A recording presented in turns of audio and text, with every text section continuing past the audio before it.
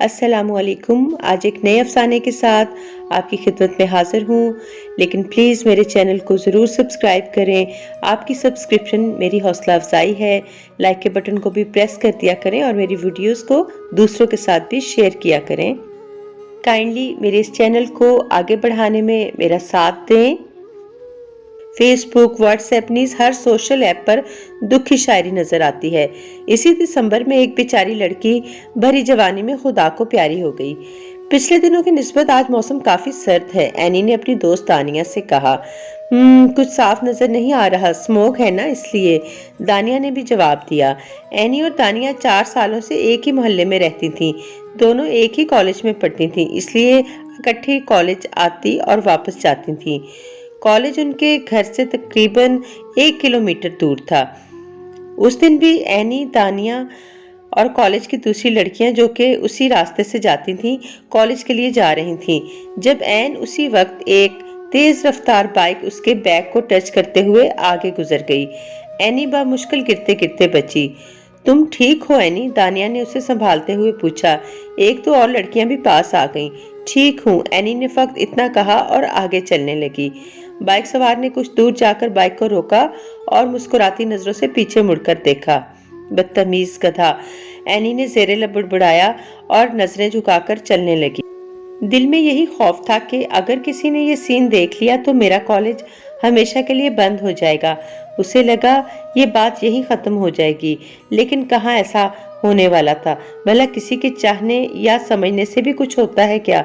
अब उसकी जिंदगी अजीब पलटा खाने वाली थी, जिससे एनी बिल्कुल बेखबर और अनजान थी। सारा दिन लेक्चर्स की मसरूफियात में गुजर गया। सुबह होने वाला वाकया वो बिल्कुल भूल चुकी थी। 1 बजे कॉलेज से छुट्टी हुई तो रोज की तरह आज भी दानिया के साथ घर के लिए निकल गई।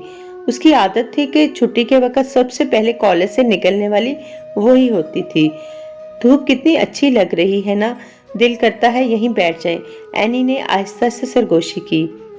आ जाओ फिर बैठ जाते हैं। दानिया ने उसका हाथ पकड़ा। छोड़ पागल लड़की, कभी सीरियस भी हो जाया करो।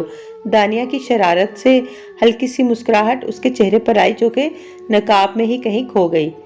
अजीब लड़की हो, खुद ही कहती हो धूप में बैठना है, जब बैठने का कहो तो नाराज होती हो। दानिया ने मुंह फुलाकर कहा। वो दोनों इन्हीं बातों में मसरूफ छोटी गली में आ गईं, जिसको क्रॉस करके उनका घर आना था।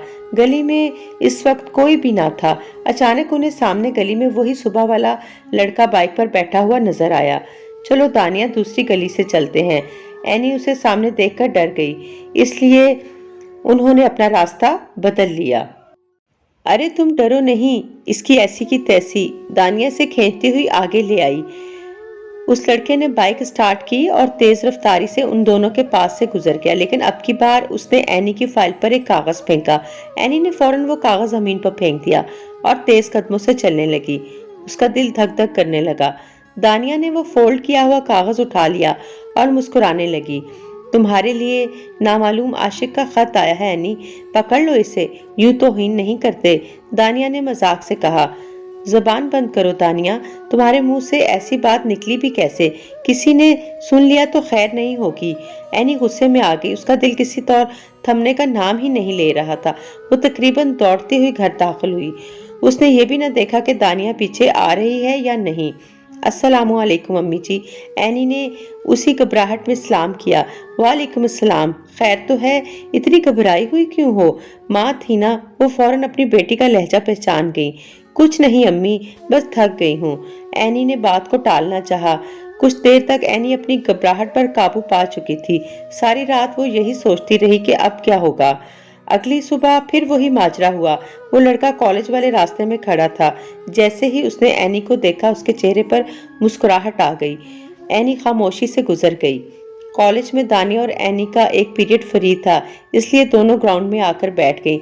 दानिया ने बैग से वही कल वाला कागज निकाला। ये तुम्हारे पास कैसे? कल जब तुमने इसे फेंका तो मैंने उठा लिया, सोचा पढ़े तो सही आशिक ने क्या लिखा है। दानिया ने हंसते हुए कहा।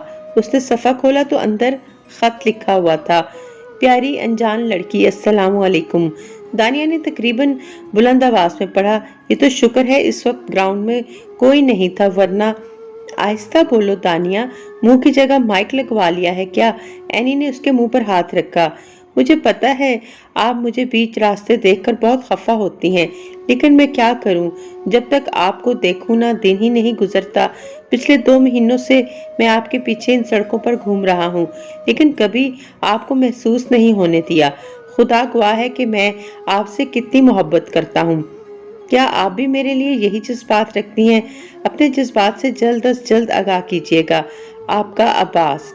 तानिया ने एक ही रिदम में सारा खत पढ़ दिया। एनी की परेशानी मजीद बढ़ गई। वो तो इस बात को मामूली समझ रही थी, लेकिन छुट्टी के वक्त भी ऐसा ही हुआ। कई जगहों पर उससे सामना हुआ, कभी मेन रोड पर तो कभी गली में, लेकिन उसने कहा कुछ नहीं। फिर ये रोज का मामूल बनता गया। वो रोज कुछ ना कुछ लिखकर फेंक देता। कभी कभार दानिया खत पकड़ लेती और कॉलेज में पढ़ती। एनी उसे कोई जवाब न देती। उसे ये सब बहुत अजीब लग रहा था। और एक दिन वो आया जिसके बारे में कोई सोच भी न सकता था। जुम्मा का दिन था। उस दिन दानिया के घर मेहमान आए हुए थे, इसलिए एनी को अकेले ही कॉलेज जाना पड़ा। हस्बे मामूल आज भी अब्बास रास्ते में खड़ा था। आज वो एनी को पहले की निस्बत काफी गुस्से में दिखाई दिया, लेकिन उसने नजरअंदाज किया।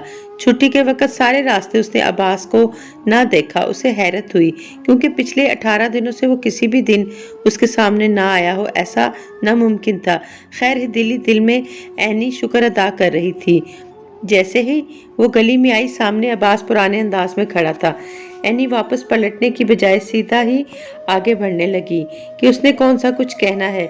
जो ही एनी उसके करीब से गुजरने लगी, अब्बास ने उसका बाजू पकड़ लिया। ये लड़की, क्या तमाशा बना रखा है तुमने? तुम्हें मेरे प्यार की कोई कदर ही नहीं।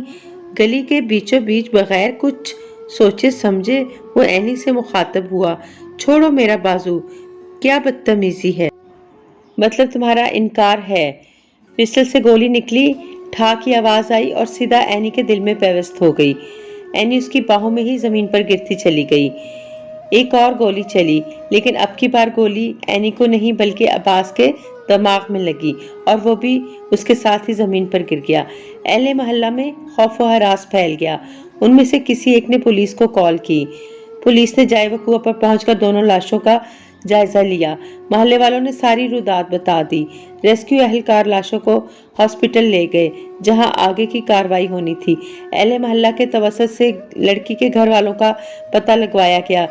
अपनी जवान बेटी की मौत का सुनते ही उनके पैरों तले जमीन निकल गई। रिश्तेदारों ने तरह तरह की बातें की। किसी ने कहा एनी भी इस लड़के से बातचीत करती होगी, तभी तो ऐसा हुआ। कोई माँ की परवरिश पर सवाल उठा रही थी, तो कोई बाप को बुरा भला कह रहा था। गर्ज जितने मुंह उतनी ही बातें, लेकिन किसी ने उस माँ की तरबियत पर सवाल नहीं उठाया जिसका जवान बेटा घंटों एक लड़की के लिए सड़कों पर घूमता रहता था। उस बाप से किसी ने नहीं पूछा कि क्या कमी रह गई जो लड़का इतना जनूनी हो गया। हाँ, मगर सब ने उस लड़की का मरने के बाद भी तमाशा बना दिया, जिसका इस सारे फसाने में कोई कसूर ही न था।